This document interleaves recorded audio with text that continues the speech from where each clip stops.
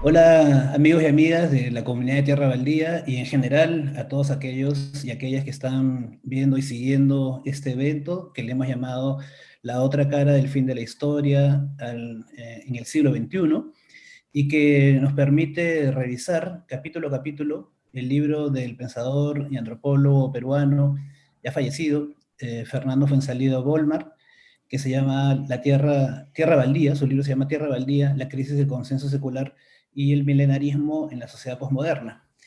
El día de hoy vamos a conversar sobre el capítulo número 2, que se llama La cuestión de las sectas. La semana pasada iniciamos este evento con la presencia de la antropóloga Mapi Fortunik, y con ella discutimos el capítulo 1. Y el día de hoy estamos contentos de compartir este espacio con un antropólogo a quien conozco hace mucho tiempo, fue mi profesor, y que se llama José Sánchez Paredes, más conocido como Pepe Sánchez. Y bien, te doy la bienvenida, Pepe. No sé si quieres comentar algo en general del capítulo o también de tu relación con Fernando. Sí, buenas tardes, Armando. Con todos también muy buenas tardes. Yo lo primero que quiero hacer es agradecer muy especialmente, ¿verdad?, a ustedes por la invitación. Y ahora que voy conociendo un poco más el trabajo que hacen allí en Tierra Baldía, saludar, ¿no?, y felicitar el gran esfuerzo que están haciendo por levantar un espacio de construcción cultural. Yo creo que es muy importante para poder mantener viva la presencia de ideas tan fundamentales como las que expresó a lo largo de toda su carrera docente y profesional Fernando Fuenzalida, ¿no? Una de cuyas muestras es justamente el libro que estamos comentando.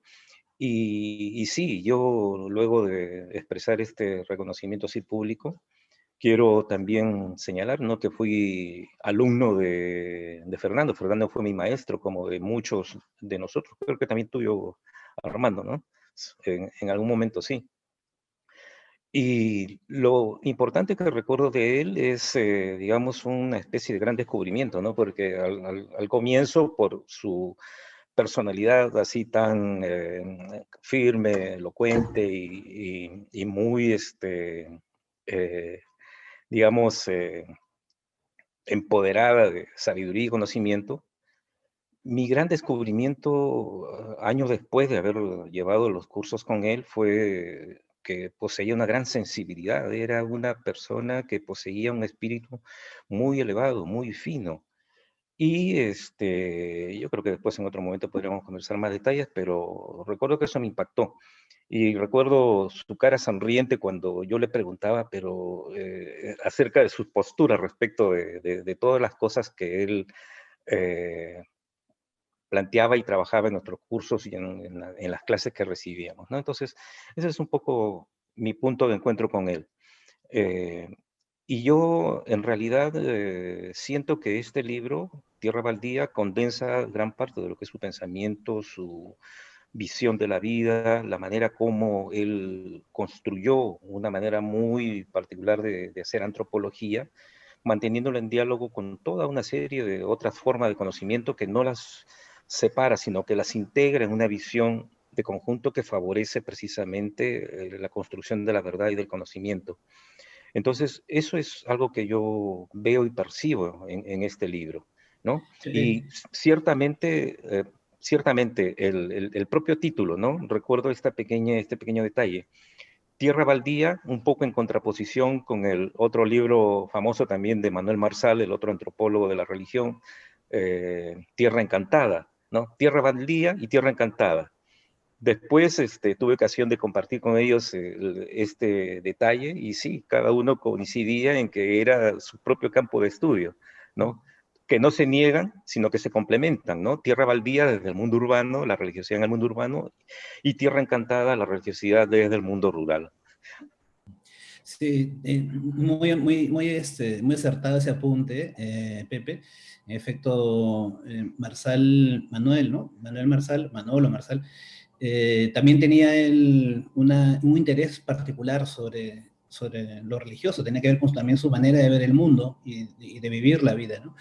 En el caso de Fernando con Tierra Baldía, algo que quería apuntar sobre este capítulo, que se llama La cuestión de las sectas, es Sí. que diríamos que es un poco un desafío para ti, ¿no? Porque es un capítulo que ya comienza como que a sustentar un poco su tesis de este libro, que es en realidad como un ensayo largo, y es como que yo lo considero un poco muy técnico, ¿no?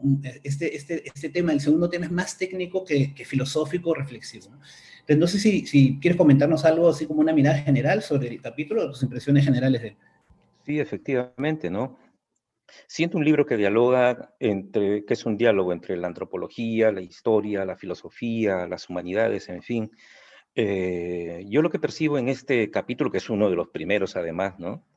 En el capítulo uno, como bien lo comentaron la semana pasada, se describió un poco el contexto dentro del cual se produce el fenómeno que aborda el libro.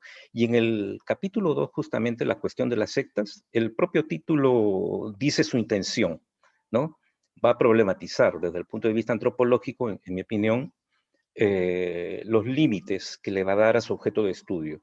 Entonces, es todo un proceso muy objetivo de plantear en términos bastante racionales y objetivos lo que es la delimitación de lo que va a estudiar.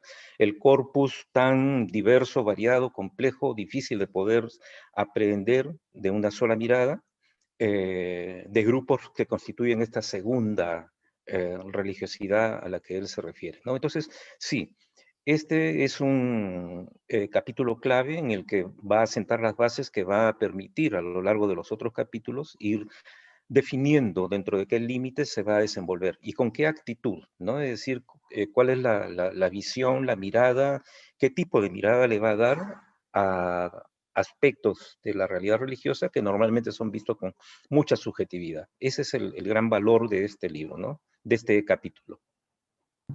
Ahora, un problema, digamos, inicial es justamente el punto central, ¿no es cierto? Que es cómo definir secta o cómo se ha definido secta, ¿no? Y entonces, porque da la impresión de que esto, ya solo escuchar la palabra secta, nos incorpora como una especie de perspectiva, pues, no sé si cuestionadora o hasta incluso de subvaloración, ¿no?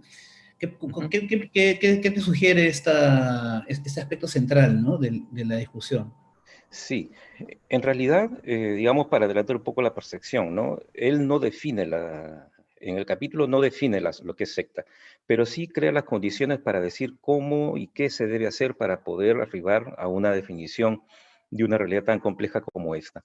Una de las primeras cuestiones que me llama mucho la atención, siempre me llamó la atención de este capítulo, es, y contrastándolo con lo que es lo que he podido percibir en mis años de trabajo, de prestar atención al tema a lo largo de la vida cotidiana y de los sucesos que han ocurrido en el Perú, es justamente la persistencia de las subjetividades que subyacen a la manera como el sentido común se refiere a estos grupos, ¿no? Entonces, sí, a pesar de que hay notables esfuerzos que se han hecho, digamos, a nivel público, a nivel de los medios de comunicación, a través del, digamos, a nivel también de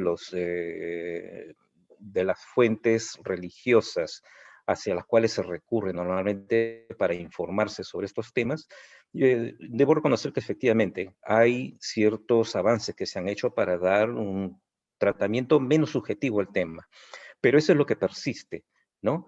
Y lastimosamente en un país como este, el tema de la religión, paradójicamente la importancia que tiene dentro de la realidad social, es muy poco valorado por los centros de investigación, por el propio Estado a través de sus entidades como CONCITEC, por ejemplo, ¿no? De modo que hay que hacer esfuerzos muy grandes por tratar de delimitar esto con objetividad. Entonces, lo primero que señalo yo es esa eh, característica que señala Fernando de esas subjetividades, ¿no? El discurso es más bien un discurso más bien pastoral, un discurso de medios de comunicación que consultan a estas autoridades religiosas.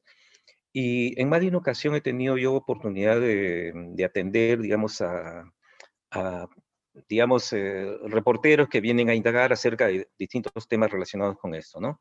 Debo reconocer que algunos han hecho un gran y notable esfuerzo por tratar de mantener un diálogo con estos grupos de una manera objetiva y científica.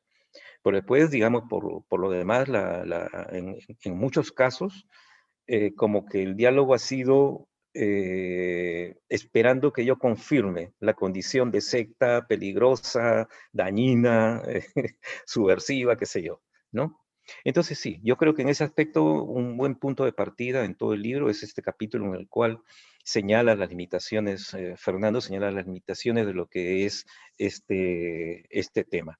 Entonces, lo que él muy bien destaca en primer lugar y que en mi opinión es también una de las cosas que persiste todavía lastimosamente en el modo como se entiende la idea de la secta, es que está basada en una parte muy específica de las sectas, históricamente muy delimitada, y un espacio histórico y cultural muy delimitado también, ¿no? Son las sectas cristianas de la Edad Media y la modernidad, ¿no? Y que, por otro lado, también están muy centradas dentro de lo que es la visión europea, ¿no? Entonces, o anglosajona del tema. Entonces, de ahí se ha creado un estereotipo que es ese tipo ideal de secta que se caracteriza con esos rasgos que él enumera muy bien en alguna parte del capítulo, y que, si bien es cierto, puede tener alguno de esos elementos, no son definitivamente de carácter universal, ¿no? Y no lo son precisamente porque lo que conspira de alguna forma para una definición unívoca, formal amplia, es justamente la tremenda diversidad de grupos de las distintas naturalezas, contextos históricos, etcétera, que hay, ¿no? Entonces, el primer señalamiento importante en este capítulo es ese, ¿no? Trascender esa limitación de la tipología basada en el conjunto de sectas que son propias de ese rango histórico-social que he mencionado y abarcar, ya lo menciona bastante bien, ¿no? En un ámbito histórico que trascienda la cultura occidental y la sociedad occidental y se remonte a todos los espacios más allá de ella, ¿no? Oriente, Asia y en fin, y todos los otros espacios en los que ha habido influencia occidental. Pepe, para aclarar también este punto que tú estás mencionando, eh, y en vista de que muy probablemente las personas que ven este video no han leído el texto de Fernando, yo sea de paso anuncio nuevamente que muy pronto, en los siguientes meses, estará una edición nueva del libro siendo distribuida, ¿no? Acá en el Perú. Pero bueno, justamente para poder, digamos, precisar eso, las características de lo que habitualmente se llaman sectas, podríamos tal vez enumerarlas, ¿no? Porque, por ejemplo, una característica clave de esta idea es que es como una especie de secesión de un grupo mayor, ¿no? Es decir, un grupo de personas que Sí. pertenecen a una mirada, digamos, religiosa del mundo más amplia, terminan congregándose en torno a un discurso común y se separan, ¿no? Se separan de ese grupo inicial y Sí. forman su propio movimiento con sus propias características. Por ejemplo, ¿no? Esos grupos aparentemente también serían como que, y ahí viene digamos, la acepción de los sectarios, serían personas de repente incluso más como que extremas, no sé si conservadoras, pero más extremas en su pensamiento y menos tolerantes también a los otros, digamos. Entonces, sería bueno como que revisar esa caracterización general para poder entender también cómo hace Fernando para separarnos de esas ideas, ¿no? Sí, justamente él empieza señalando esa limitación, ¿no? La tremenda limitación que tiene ceñirse a esa tipología que fue construida por Ernest Troils, ¿no? El famoso sociólogo alemán que construye esa tipología, iglesia secta, y que después Weber la va a retomar, ¿no? Weber es muy claro cuando dice que eso lo va a utilizar únicamente para el contexto occidental, no para otro, de modo que hay un toque de honestidad y de objetividad bastante importante. Sin embargo, como decía hace un rato, ¿no? Lo que ha ocurrido es que se ha tomado esto como una condición universal, esta tipología iglesia secta, para intentar de ahí caracterizar lo que es el espíritu de organización, de estructura, de todas las agrupaciones que se conoce como secta, ¿no? Pero eso no es así. Separación no es precisamente el rasgo fundamental que tiene la secta, ¿no? Desde el punto de vista de su definición. Dicho sea de paso también que muchas veces las definiciones parten de la etimología. Se se cree haber resuelto el tema de la definición del objeto cuando se definen los términos que lo definen. Y los términos, bueno, los términos son términos, ¿no? Es una construcción lingüística que tiene unas acepciones que no necesariamente son las que conserva en la actualidad el fenómeno al cual se refiere. Entonces, esa es una primera cuestión.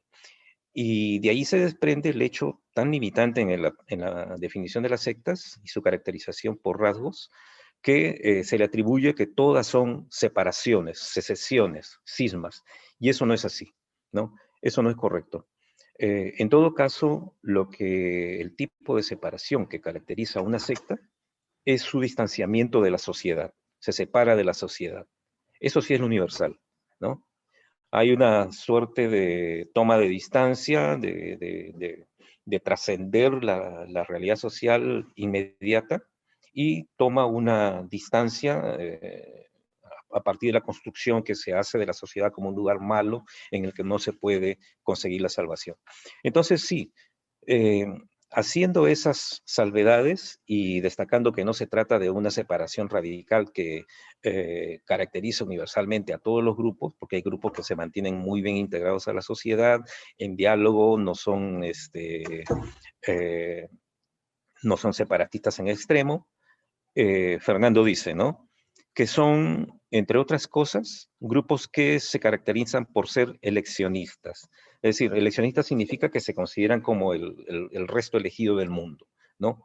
Una cierta percepción de ser una élite elegida que El pueblo va, elegido. El ¿sí? pueblo elegido. El pueblo elegido, ¿no? Pero como bien dice él, criticando estos rasgos y señalando sus limitaciones, ¿qué iglesia no se considera el espacio elegido, ¿no? El mundo católico al cual yo pertenezco esgrime eso, ¿no? Entonces, ¿dónde estaría la diferencia entre lo que es una secta y una iglesia, ¿no? Por otro lado, el emocionalismo, ¿no? El emocionalismo también es un rasgo fundamental que caracterizó durante mucho tiempo. A ver, el emocionalismo caracterizó a las primeras y más primitivas comunidades cristianas en el primer siglo, los dos primeros siglos, ¿no?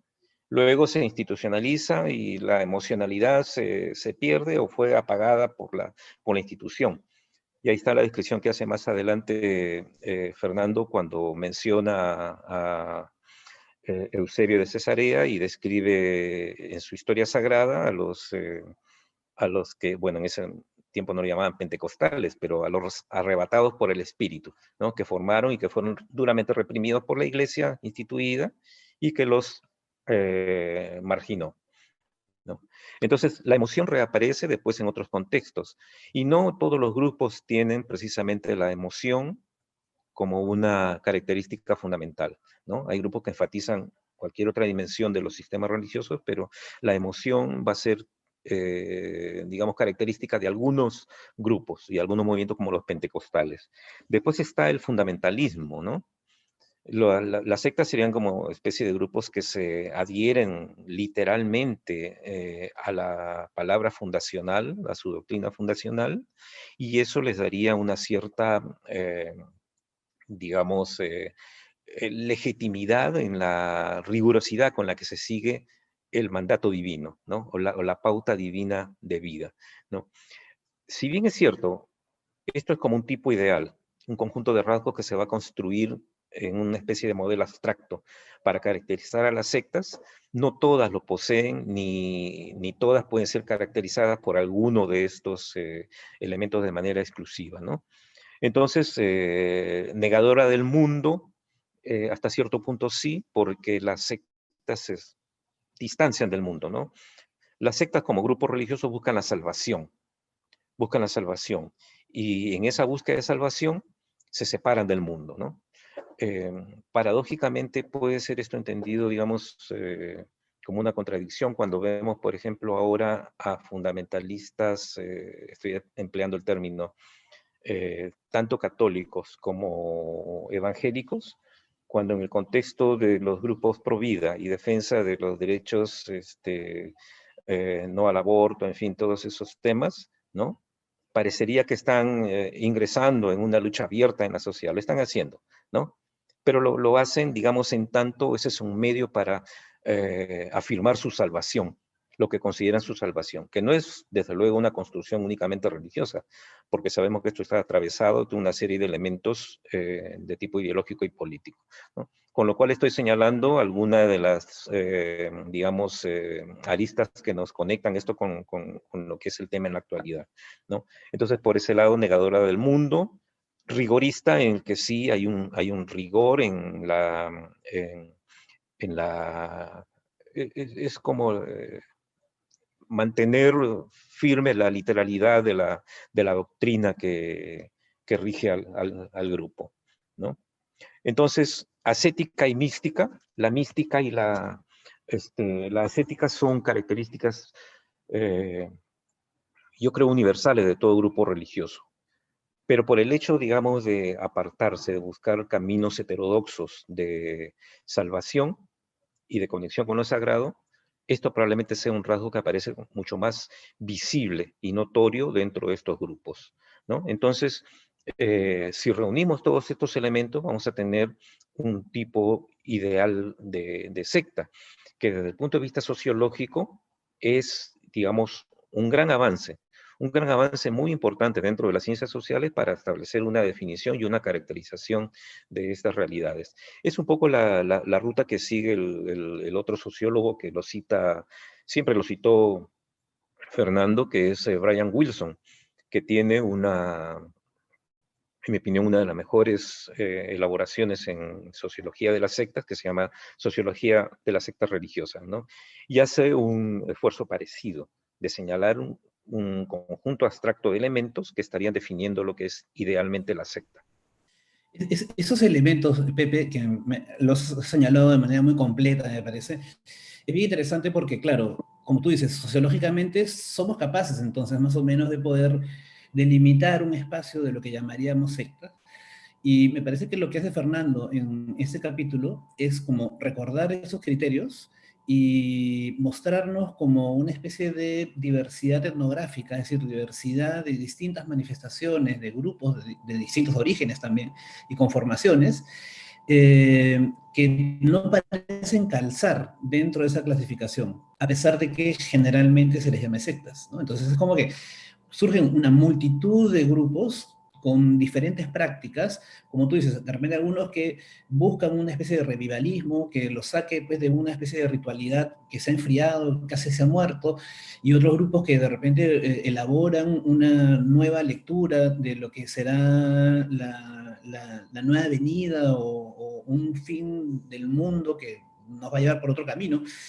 Y entonces es como que me diera la impresión de que lo que está haciendo Fernando es identificar que a fines del siglo XX es posible constatar una multitud y diversidad de organizaciones a las que se les suele llamar sectas, como que se las pone en un cajón desastre, pero que estrictamente no encajarían ahí, ¿no? Y que hay un montón de elementos que hacen más bien como que contradecir esta teoría, no porque la teoría esté mal, sino porque estamos como que tratando de forzar una realidad para tal vez simplemente reducirla en el término secta y no ser capaces de ver que esto podría ser la manifestación de un fenómeno mucho más amplio, mucho más grande, ¿no?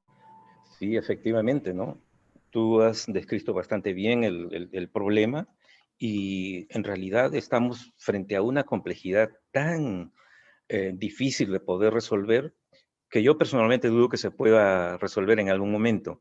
Lo que vamos a tener, o mejor dicho, lo que tenemos son una serie de grupos que varían en el tiempo, en el espacio, en la historia, en los condicionamientos sociales, hasta en los condicionamientos ecológicos, hasta relacionados con lo que son las estructuras de clases sociales, de modo que hay una variedad infinita de variables que intervienen en la construcción de lo que son estos movimientos, grupos, que se conoce como sectas, ¿no? Entonces, ahí yo veo un elemento fundamental que es de difícil solución, que es la complejidad. Difícil poder encontrar elementos que puedan establecer, bueno, esta es la tipología y vamos hasta ahora a tratar de ubicar a los distintos grupos dentro de este esquema. No, porque tenemos, por ejemplo, grupos que podemos tomar, considerar tres o cuatro grupos, por decir, de algunas características, y vamos a encontrar que entre ellos hay perfectas, si tomamos cierta variable para compararlos, vamos a encontrar ahí mucha similitud, ¿no? Pero si tomamos otra variable, seguramente van a estar completamente en conflicto esa subcategoría, ¿no? Entonces va a ser, digamos, muy difícil poder establecer una clasificación universal. Lo que vamos a tener, sí, yo creo, son una serie de categorías que, bajo ciertas definiciones muy específicas, puedan metodológicamente servir para ordenar un determinado conjunto de fenómenos, ¿no? Pero que no se puede, yo personalmente pienso que es un poco difícil caracterizar y generalizar las definiciones de los grupos para todas, digamos, las sociedades, tiempos y lugares. Yo, sí, sí.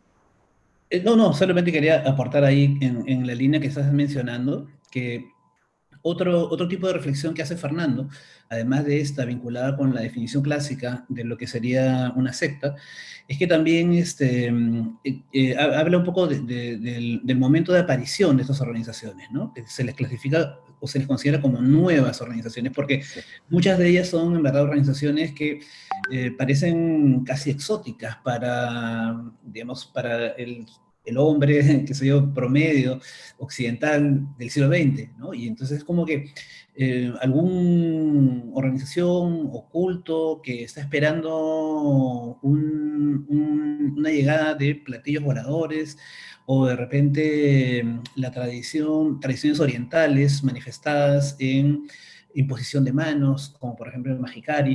Es decir, es como que grupos que surgen como novedad más todavía en Perú, en Occidente, pero más todavía en Perú, tal vez hasta incluso en la segunda mitad del siglo XX, y que él dice, no, en realidad esos organizaciones tienen raíces históricas mayores. No sé si, como él menciona, en algunos casos hasta antes del inicio de la era cristiana, pero sí como que no son simplemente grupos que han emergido a fines del siglo XX o a mediados del siglo XX, ni siquiera en el siglo XX, sino que han ido, digamos, configurándose y reconfigurándose a lo largo del tiempo, separándose o ampliándose, cambiando su mirada, sus interpretaciones, y por lo tanto parecerían ser nuevas, pero están manifestando aparentemente alguna necesidad, ¿no? que permanece en el tiempo.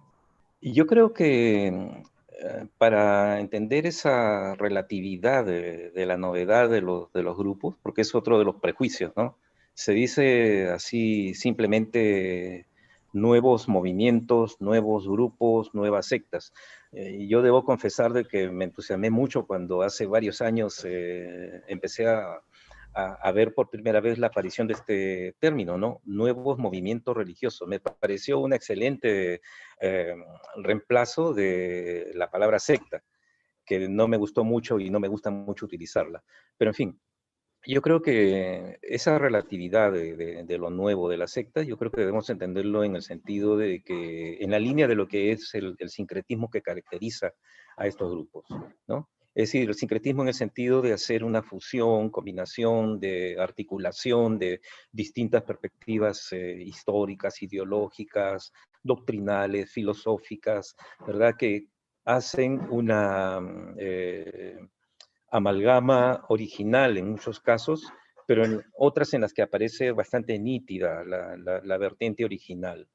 Entonces, yo creo que lo nuevo es más bien la forma de articular y de seleccionar elementos que ya están subyaciendo dentro de lo que sería la historia de las ideas, eh, los depósitos universales del conocimiento, pero o que se han ido transmitiendo, digamos, de tradición en tradición a lo largo de la historia en determinadas sociedades y culturas específicas y que por lo tanto no han desaparecido totalmente, ¿no? Lo nuevo sería la forma y el tipo de selección que hacen de estos elementos para construir una nueva realidad de sistemas religiosos, ¿no? Pero que en absoluto son, desde esa perspectiva, nuevos, ¿no? Lo que pasa es que un recurso inmediato para caracterizar aquello que aparece como por primera vez a la vista, es decir, que son nuevos, ¿no? Eh, Nuevo como problema, ¿no? Pero digamos no como objeto, como realidad que se viene transformando a lo largo de la historia.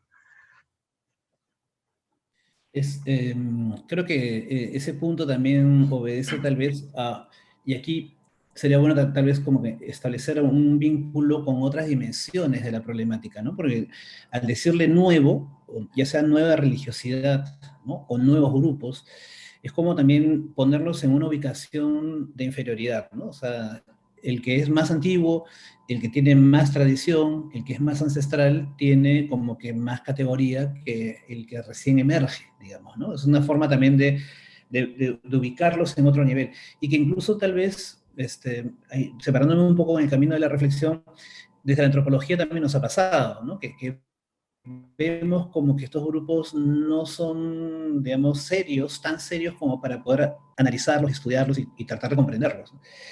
Pero te decía que creo que no solamente religioso, sino creo que también es el plano político, y cómo estas organizaciones están manifestando a la vez también ciertas expectativas políticas, no solamente su interpretación religiosa del mundo, o una distinta interpretación religiosa del mundo, sino también algún tipo de exigencia vinculada con que, a diferencia, ¿no?, de lo que propone el paradigma secular, en la separación de lo político, o si quieres, el Estado y la religión, o el Estado y la Iglesia, estos grupos en realidad más bien parecerían estar uniendo esas piezas nuevamente, ¿no? O sea, como que recogiéndolas y uniéndolas, y tratar de no verlos como líneas separadas, ¿no? Entonces, pertenecer a uno de estos nuevos grupos, entre comillas, nuevos grupos, o a estos grupos, supone muchas veces también tener una posición política frente al mundo. O sea, no es solamente una cuestión de una creencia personal en lo sagrado, en lo divino, en lo religioso, sino también implica una propuesta de vida en común. Y esa propuesta de vida en común, que son muy distintas entre sí, porque en algunos casos son comunidades como que autónomas, que se concentran en sí mismas, como tú dices, o sea, separándose un poco del mundo. En otros casos, más bien son, digamos, dirigidas hacia afuera, hacia poder recoger, digamos, a través de los medios de comunicación masivos, el interés y la captación de otras personas. Es como que también supone una línea política. No sé si puedes comentar algo sobre eso, Pepe. Sí, normalmente la sociología de la religión ha visto a los grupos que se conoce como sectas religiosas como, a ver, como una especie de un espacio apolítico, ¿no? Que se mantiene al margen de lo político, de lo ideológico. Pero digamos, lo cierto es, lo que yo percibo y lo que también he podido ver a través de otros estudios, es que justamente en época de crisis, en época de transformaciones, como son las que en gran escala nos describe Fernando en todo el libro, y que uno cuyos rasgos es justamente, ¿no?, las arremetidas de las ultraderechas. Yo diría que no solamente de las ultraderechas, ¿no? Son momentos de cambios y de transformaciones y de crisis en las que se activan una serie de mecanismos que le permitan a los grupos que, como dije hace un rato, que son de naturaleza exclusivamente religiosa, defender su fuero religioso, aun cuando para eso tengan que adherir a ciertas ideologías, a ciertos espacios de funcionamiento político dentro de la sociedad, ¿no? Es como eh, como salvarse con los recursos que se tiene a la mano, y lo que se tiene a la mano es la expectativa de un poder político al cual aferrarse y sentir que eso le va a permitir seguir avanzando en su planteamiento religioso. Lo vemos, digamos, esta estrategia, yo la veo como una estrategia de los grupos para poder sobrevivir y para poder mantener su esencialidad religiosa, a través de lo que vemos, y hace un rato mencioné lo que, a propósito de los grupos pro vida, generan como expectativas y de participación en distintos grupos, tanto católicos como evangélicos, extremadamente conservadores, ¿verdad? Y que movilizan a gentes que pertenecen a estos grupos, ¿no? Estamos hablando de Opus Dei, estamos hablando de toda una serie de otras categorías de grupos que se identifican sodalicio, y por el lado de los conservadores también, grupos como los de, ¿cómo se llamó? Julio Rosas, ¿verdad? El congresista del Fujimorismo, y que movilizó a toda su feligresía en la perspectiva, enarbolando esos ideales. En el fondo yo honestamente pienso de que hay ahí una movilización ideológica para establecer, digamos, espacios de conquista política que permita afirmar ese fundamentalismo, esa esencialidad religiosa en la cual se fundan estos grupos, ¿no? Yo sí veo, porque en lo que yo he podido ver en mis trabajos de investigación con la gente con la que he conversado es precisamente eso, ¿no? Que hay en situaciones normales no les interesa la política. La política es del demonio, el demonio va a contaminarnos. Dejemos que los políticos se contaminen entre ellos con el demonio, más de carácter político de estas agrupaciones religiosas, ¿no? Pepe, te quiero poner un poco en aprietos, A ver, porque siguiendo un poco también esta reflexión que estamos haciendo, eh, Fernando menciona, ¿no? Iniciando su texto, el segundo capítulo, el caso de Jim Jones en Guyana y el caso de Koresh, ¿no? David Koresh creo que sí, es. No, Mike. Waco, en Waco, en California. Así, sí, sí, en Waco, ¿no? En Waco y en Texas. Y Texas. como en el 93, ¿no? O sea, ocurrió esta gran tragedia, digamos, ¿no? Y, y una de las cosas que aparece en esta, digamos, este enfrentamiento entre las fuerzas, digamos, militares, policiales norteamericanas, y en el caso de Corea específicamente, eh, es que hay una represión policial porque están actuando en contra, pues, de las tradiciones, digamos, morales que la sociedad esperaría. Y hay una cita de Fernando, que te la quiero leer aquí, para ver si la podemos comentar, ¿no? Donde dice, cuando habla justo de, bueno, está hablando de la familia, ¿no? Los niños de Dios, en la página 42, y habla de Koresh, ¿no? En la masacre de Waco, y dice, ¿no? Los fieles de ambas iglesias interpretan los hechos como parte de una persecución general del anticristo contra los santos de Dios. En ese sentido, los santos de Dios serían estos grupos, digamos, que están influidos por una especie de nuevo Espíritu Santo, ¿no? O por un Mesías que los lidera. Y el anticristo sería más bien el Estado, en este caso el Estado norteamericano para estos casos, ¿no? Según su versión, el Estado americano no es otro que la gran prostituta del Apocalipsis y los medios de masa instrumentos del falso profeta. No existe, eh, digamos, concluye Fernando, no existe argumento que se pueda oponer a una tesis como esa, ¿no? Porque claramente hay una interpretación no solamente metafórica, sino hay una interpretación, digamos, Claro.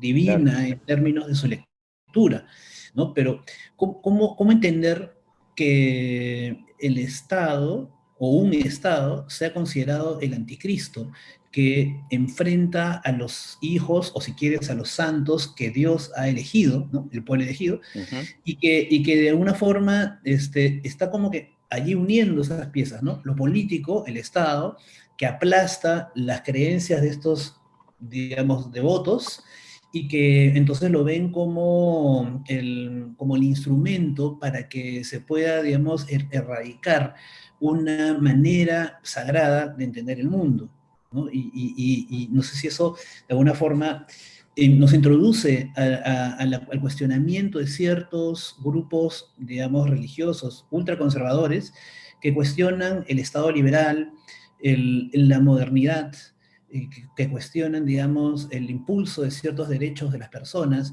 y que entonces ahí se ve como una especie de anticristo, que alguien que viene, digamos, a perturbar un orden divino preestablecido, ¿no? Eh, yo creo que con el tema de Jim Jones y de lo que ocurrió en Waco, digamos, habría que contextualizarlo ahí en el momento y en el tiempo específicos. Y yo creo que dentro de la distinta variedad de grupos, yo creo que estos son dos de los que evidencian una más extrema situación dentro de lo que sería ese tipo ideal, ¿no?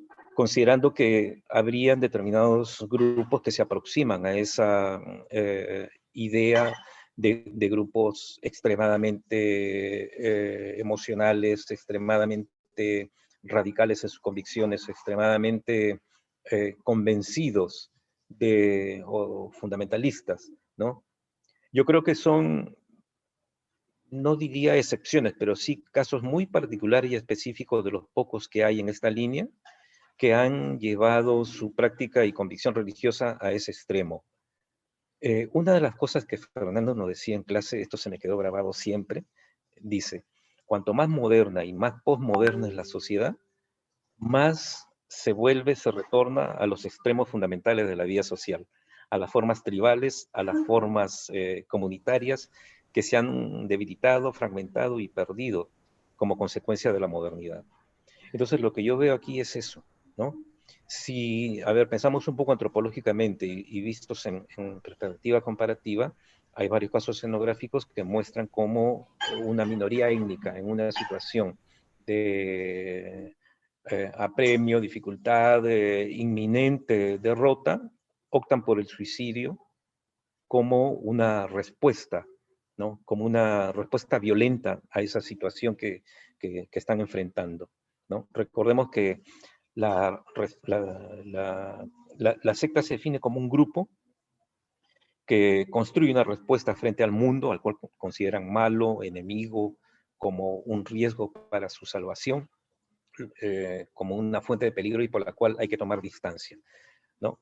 Y estos parece ser grupos que han construido ese rechazo en un total y absoluto extremo, ¿no? Al punto de optar por esa fatal decisión. Sin ir muy lejos, cuando en varios, ya hay estudios que se han hecho, tú debes conocer, en la Amazonía peruana, ¿verdad? La manera como en algunos lugares se expresa la frustración, digamos, la rabia contenida por algún tipo de problema de carácter social, cultural, familiar que se ha tenido, es optando muy fácilmente por el suicidio, ¿no? Jóvenes, adultos se suben a un árbol y de ahí se tiran simplemente, ¿no? O sea, el suicidio aquí aparece como una radical respuesta, medio de respuesta a esa radicalidad de rechazo frente al mundo. Y yo sí creo, ¿no? Yo sí creo que no llegando a este extremo del suicidio colectivo, que está perfectamente, no lo justifico, pero es perfectamente entendible dentro de la lógica, dentro de un grupo cerrado, altamente denso afectivamente, que esto se haya producido. Eh, pero si pensamos, por ejemplo, en la situación actual, digamos, no se va a llegar a ese extremo, pero sí vamos a tener grupos que, recurro a los pentecostales, que son los que más conozco, van a extremar así de manera muy, muy marcada su rechazo frente a lo mundano, ¿no? ¿No? Hasta hace poco yo conversaba con mis amigos pentecostales, hasta hace unos pocos años, y hablaban peste de Internet, que es la perdición, ¿no? Ahora transmiten sus cultos a través de Internet, ¿no? Entonces, no, lo digo en el buen sentido, con mucho respeto, solamente destacando una progresiva incorporación y asimilación de elementos modernos dentro de lo que es su lógica de vida, ¿no? Entonces, con una situación de este tipo, yo creo que sí, ese rechazo al neoliberalismo, al capitalismo, al consumismo en su forma más extremas, tiene su correlato en la respuesta de estos grupos en ese rechazo, ¿no? En, esa, en ese distanciamiento de lo que es el mundo social como fuente de peligro. Y muchas veces el mundo católico está ahí también, ¿no? Como fuente de Claro. peligro también. Pepe, no sé si te has dado cuenta, pero ya nos pasamos ya de los 40 minutos, así que ¿No? te quiero invitar a ver si tienes alguna idea breve o dos ideas breves como para cerrar tu participación y yo también compartir una idea muy, muy, muy breve para cerrar. Sí, únicamente yo creo que destacar, creo que es una buena invitación a la lectura de este capítulo, exhortarles a quienes no lo han leído o quieran releerlo con un espíritu distinto, ¿verdad? Eh, destacar sobre todo lo que Fernando dice al final, ¿no? Cuando dice, al final del capítulo 2, la cuestión de la secta, dice, resulta evidente que si el término secta se ha de aplicar, se ha de seguir aplicando en un universo tan vasto como el de la religiosidad emergente, se necesitará en el futuro de una definición más precisa y un discernimiento más fino entre tipos estructurales, estilos grupales, individuos y grupos, pastores y fieles, y por último, entre las distintas etapas de formación de una iglesia, ¿no? Eh, en suma, lo que nos está diciendo Fernando es que es un tema muy complejo que requiere la mayor seriedad, la mayor objetividad, el mayor espíritu positivo para poderlo aprender y es una invitación también a superar esas lecturas tan fáciles que el sentido común, a partir de las terminologías muy cargadas de prejuicio, no hacen sino más bien distorsionar la comprensión de este fenómeno que atañe fuertemente al Perú, ¿no? Entonces sí, felicitarme de haber participado en esta tarde, ¿no? Yo agradezco mucho a Armando, a Rebeca, les agradezco mucho la invitación. Yo creo que es un espacio muy importante para poder poner de relieve la trascendencia que tienen reflexiones como las que Fernando nos dejó en este tema, ¿no? Muy bien, Pepe. Yo quiero añadir a lo que tú mencionas, también como que refiriéndome al final del segundo capítulo de Fernando, que en efecto, ¿no? Esta diversidad de organizaciones, de grupos, de movimientos, que no han sido realmente, yo creo que todavía abordados con la rigurosidad que se requiere, para Fernando formaban parte, pues, ¿no? De esto, como tú decías, de una especie de nueva religiosidad, o en todo caso, para quitarle el término nueva, de una especie de segunda religiosidad, pero que esa característica, esa segunda religiosidad, es decir, o sea, esta, digamos, enorme cantidad de grupos que se manifiestan, que no solamente se daba así a fines del siglo XX, sino que yo creo que todavía esto se extendió más todavía, y eso es algo que también Sí, requiere ser más profundizado, implicaba, decía Fernando, la fluidez extrema, ¿no? O sea, era un movimiento, si quieres, o una religiosidad que implicaba una fluidez extrema de las estructuras de los grupos y de los miembros de los grupos, ¿no? Y esto me parece muy importante porque entonces implica, creo que parte del proceso de lo que él llamaba la búsqueda, en el sentido de poder, no sé si superar el consenso secular, y regresar a un consenso sagrado, a un contrato sagrado, sino en todo caso que con esa flexibilidad y esa fluidez podamos encontrar tal vez nuevos paradigmas para el futuro que permitan hacer esta, o conseguir una especie de armonía entre razón, fe, y podamos seguir o poder vivir como humanos con todas sus dimensiones, ¿no? Entonces, Pepe, muchas gracias por estar acá presente, te agradezco y te agradecemos enormemente el tiempo que te has dado para poder conversar sobre el texto de Fernando, Tierra Baldía, y a todas las personas que están viéndonos y escuchándonos, las y los invito a que la próxima semana, el próximo miércoles 17, ¿no?, de marzo, va a estar Héctor Béjar, antiguo amigo de Fernando Fuenzalida, para poder conversar sobre el capítulo 3 que se llama El contrato secular y el contrato sagrado. Entonces, nada, continuamos con esta ruta y nos vemos el próximo miércoles. Gracias. muchas gracias.